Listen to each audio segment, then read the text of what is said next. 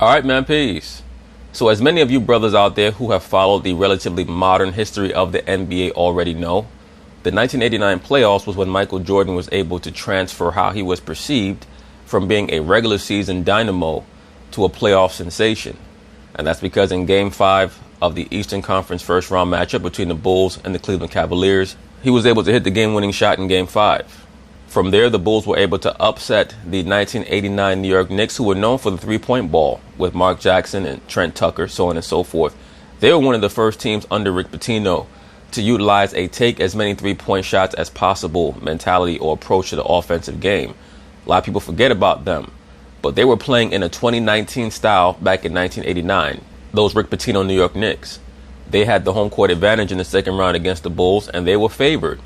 But Jordan was able to upset them as well. That series went 6 games, and Jordan had over 40 points at least 3 times, maybe more than that. And then in the Eastern Conference Finals against the Detroit Pistons, who were the odds-on favorite to win the championship, the Bulls were able to put up the best fight of any team in the playoffs, including the LA Lakers, who were going to meet the Pistons in the finals and get swept. So that shot over Craig Elo was the official beginning of Michael Jordan's playoff career, his playoff lore. As Walt Clyde Frazier would say, the regular season is where you make your name, the playoffs is where you make your fame. And it can take certain players who are very good to great and who are not as particularly well known to the masses as other more celebrated players and make them more known to the masses. It's something that's necessary. And that brings us to Mr. Dame Lillard, who also was able to cement his playoff legacy, at least his early playoff legacy, with a game-winning 37-foot jump shot over Paul George to knock off the OKC Thunder and Rusell Westbrook. And as I stated pertaining to this series, this was going to be pivotal on a myriad of levels, not just for the welfare of the Portland Trail Blazers and the OKC Thunder, who are 2 teams that, at least coming into the series, were considered on the same level, but also for Dame Lillard and Rusell Westbrook, 2 players who are considered on the quote-unquote same level. There was a debate over who is the better player coming into the series. And I believe that Dame Lillard finally settled that debate, which I've been saying for a while that I would take him over Westbrook. So anyway, they're going to talk about it, and I'm going to chime in. Damian Lillard waved goodbye to Stephen A's wardrobe, but he also said goodbye to the Thunder because he is the only player now to hit a buzzer beater to clinch a series in the last 15 years, and guess what? He's done it twice. Stephen A., what was your reaction to the shot? I thought the shot was incredible. I was watching it live, and when it occurred, I was like, oh my goodness, wow.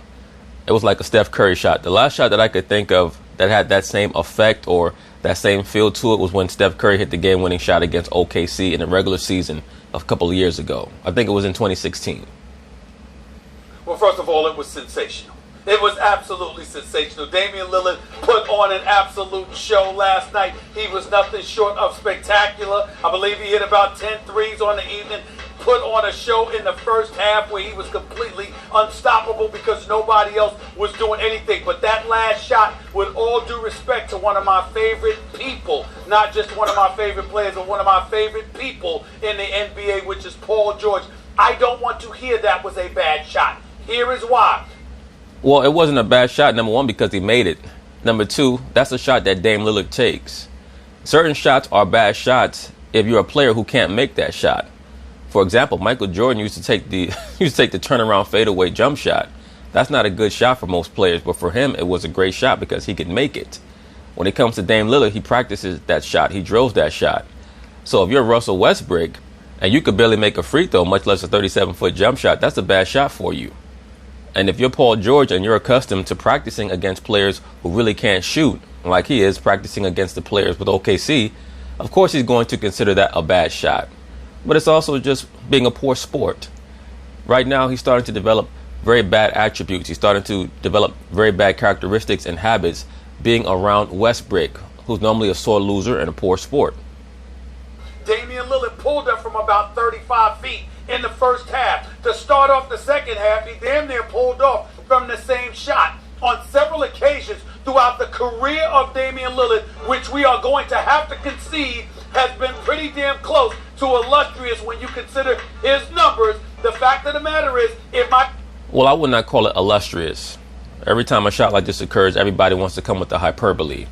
I would say that Dame's career has been surprising, It's been better than most people thought it was going to be, and it's been extremely impactful with the Blazers because he's not a player who just goes out there and puts up empty stats. What he does results in winning, and he plays a winning style of basketball. He's not someone who appears to be forcing shots. Now, there has been an uptick in his shooting percentage this season, so it's been much better for his team. And then on top of that, his teammates seem to love him because of how he composes himself. It might have been a bad shot for most. It wouldn't have been a bad shot if Steph Curry had taken it. And it damn sure ain't a bad shot that Damian Lillard has taken it. When you talk about game winners in the postseason of this magnitude, 6 times it has occurred. Twice has been courtesy of Damian Lillard. That was a 37-foot shot over. The other 4 times were twice by Michael Jordan, both against the Cavaliers. Ralph Sampson hit a game-winning shot against the Lakers in the '86 Western Conference Finals. And John Stockton hit a game-winning shot against the Houston Rockets in the 1997 Western Conference Finals. Over the outstretched arms of a 6'8" forward, guard forward hybrid player like a Paul George who played good defense, but it wasn't perfect because he couldn't reach enough long enough to block the shot. That was a big-time shot by Damian Lillard, culminating the evening with the show that he put on with one of the most memorable, if not the most memorable moment in terms of a game-winning shot that I may have seen in my career. I got to think about it, but I can't think of a game-winning shot like overrated, that. Stephen A. I can't Go ahead, overrate it. Really, Stephen A. Smith? Now all of a sudden that's the greatest game-winning shot that you've seen in your career? Are you talking about from a difficulty standpoint or from an impact standpoint? Overrated. You got to go hyperbolic, so I can't just say, hey, great shot. Yeah, that's why you're upset, because he beat you to it. You're usually the clown that goes hyperbolic for shock effect. Shot Damian Lillard. You have to go there. That shot, Jordan over Elo, LeBron James against Orlando. There are so many. Yeah, the LeBron James shot against Orlando, that was a great shot also. Okay, look. Portland was the favorite. They were the higher seed. Craig LeBron James over who? I'm sorry, I didn't hear that part. Elo. It said, I know Jordan. Jordan over Elo. You said LeBron over who? Oh, LeBron James against Orlando. They didn't wind up winning the series, but they won the game. Derek Fisher against the Spurs after Duncan hit. That was a great shot also. Duncan hit the shot and Fisher won the game. Look, there were higher leverage moments than this game. Portland was the favorite. They were the higher seed. The Thunder had only won 1 game. Portland was going to close them out according to everyone. It was a tie game. It's not like they were down. But let me say this. And OKC had played very well throughout that game also. Unfortunately for them, they gave up the big lead. But they were playing very well, surprisingly, in Game 5. So you're overrating the shot. But let me say this. Damian Lillard, from 30 to 40 feet, you even said, well, Paul George is this long wing who was defending him. The problem was Paul George wasn't defending him. Paul, with less than 2 seconds on the clock in a tie game, Paul George didn't understand. Damian Lillard has practically infinite range from 30 to 40 feet in the NBA. What Damian Lillard actually has is an infinite green light. He has the permission to take whatever shot he wants to take. The average on shot attempts from 30 to 40 feet is 26%. They make it 26% of the time as a league. Damian Lillard makes it 39% of the time. Let me give you an idea of what that means. Wait, Max, with those stats in mind, do you agree with what Paul George said? That was a bad shot? No, not for Damian Lillard. That's the whole problem. I can understand, look, with that much time left, virtually no time, in a tied game, it's not a bad shot anyway, because the worst thing is you're going to go to overtime. Absolutely. But I understand Paul George is thinking, yeah, it is a bad shot because you can get a better one. But if you're shooting 39% out to 40 feet, from 30 to 40 feet, you know who shoots 39% from 3, guys? From 3. Paul George. How's Paul George hit the 3 this year? Paul George shot the lights out this year from 3, right? I think that Paul was just incredulous, especially with him being a top-notch defender. For someone to not only take that shot from that far out in his face, I mean, look at that. He's damn near at half court. For him to take that shot and then make it in his face, that's very embarrassing. His 39%, Lillard, out to 40 feet, has the same shot to hit a shot as any 3 from Paul George. So Paul George wasn't actually defending him properly on that play with the... Well, no, Paul was defending him as well as he could be defended. You can't body up on Dame Lillard in a tie game at half court. You can't do that. With the game on the line, it was a great shot by a great player in a big moment. It is not the best buzzer beater of all time. Stephen A., thanks for ruining my morning. Well, first of all, if I really, really thought I ruined your moment or your morning, I would be smiling excessively more. Let's be clear about that. So you're engaging in hyperbole now. That's number one. Number two, I'm not talking about high leverage moment in terms of the magnitude. It was a first round series. I get it. Jordan hit a game winner in an NBA Finals game against Utah, for crying out loud. That's right. Almost forgot about that. Game 1, 1997. I believe that was game 2. Game 1. Or game 1, actually. So the bottom line is that we've seen individuals with the stakes higher hit game-winning shots. I was talking about the manner, the shot that was actually hit, not in terms of magnitude. I'm talking about... Yeah, when it comes to shot difficulty, then Dame's game-winning shot was greater than Jordan's shot. But then we have to start talking about, as Max Kellerman brought up, the LeBron shot against Orlando, the Derek Fisher shot against San Antonio. I'm talking about, you're 37 feet away from the basket, pulling up over a dude 5 inches taller than you to win the game in which you dropped 50, and that was your 50th point. That's what I'm talking about. What that shot actually was a big middle finger to Rusell Westbrook. That's what that was, more than anything else. I'm looking at it like that. Okay, hold on. I mean, that's what I'm talking about. This is why I had a suspicion people, especially you, would overrate the shot this morning. It's not just the shot itself. It's the fact that the amount that they were down late in the game, Portland was supposed to lose the game. The way they came back, the kind of game Lillard had. Well, I never quite thought that Portland was supposed to lose the game, even though they were down big, because I do know that because Portland can stretch the floor, they can make a comeback. And also due to the fact that OKC is not a good shooting team, they can give up big leads, even though they play relatively good defense. And then the fact that he hit that shot culminates in you now saying that's the best buzzer beater ever. It's not. Hold on. Let's not. And then on top of that, OKC has a player who monopolizes the ball down the stretch of games and is terrible in the clutch in Russell Westbrook. I'm simply saying, that's right, but all I'm saying to you is this. You're down 15 with 7:12 left. You're down 8 with a little over 3 left. You're coming back against a backcourt with a walking triple-double and another star in this league. Enough already with the walking triple-double. He's also a walking turnover. He's also a walking bad decision. You know, once again, the media has done Russell Westbrook so many disservices because they've fanboyed out for him over the past 4 or 5 years. And now suddenly he's 30 years old, and now they seem to have started to figure out that he's not a good decision maker, that he has very low basketball IQ. And how is that going to help him now at 30 going on 31? This league making $65 million a year. I mean, right now, Russell Westbrook's at 35, Paul George is at 30. They're balling, by the way. It's not like they didn't show up in that ball last. I agree. They both played hard, and they both played relatively well in that game. Westbrook played about as well as he could play.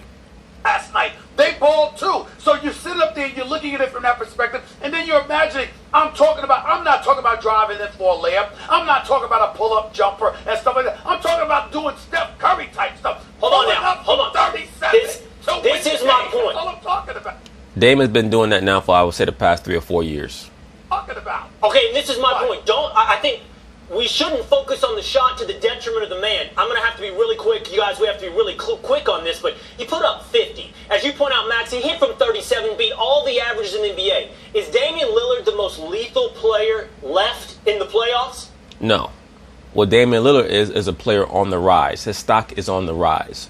That's why I stated to begin the video that the pivotal aspect of this series is not going to determine who's going to be the incumbent champion or who's even going to represent the Western Conference, because Portland's not going to represent the Western Conference, barring injury to one of the major Golden State Warrior players. They're not going to represent the West. But what this did initiate is a hierarchy shift in who's considered the best players in the league and also the best quote-unquote point guards.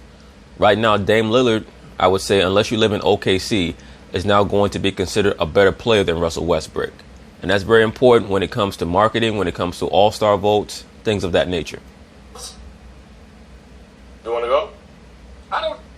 Go ahead, Matt. Go ahead.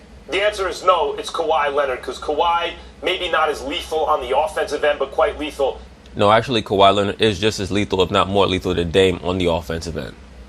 And is lethal on the defensive end. We never think of being lethal on the defensive end, but we've seen Spurs championships run through Tim Duncan, who's... And Kawhi is just so proficient on offense. Like, this dude shoots 48, 49% from the field, and that's just so important, especially on offense. That means more possessions.